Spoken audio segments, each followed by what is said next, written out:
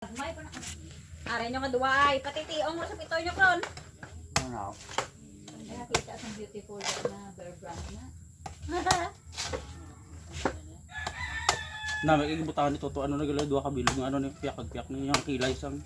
Kuya mo gina original yan, bakal yan. Ang kilay oh. Damo sa jiga. Galang kay di sa pang ano mo hindi mo sa Tawon yan.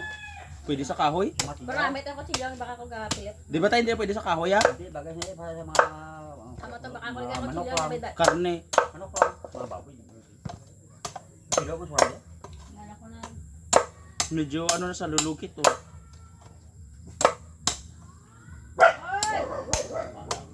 Ay hindi na gali, butong pa.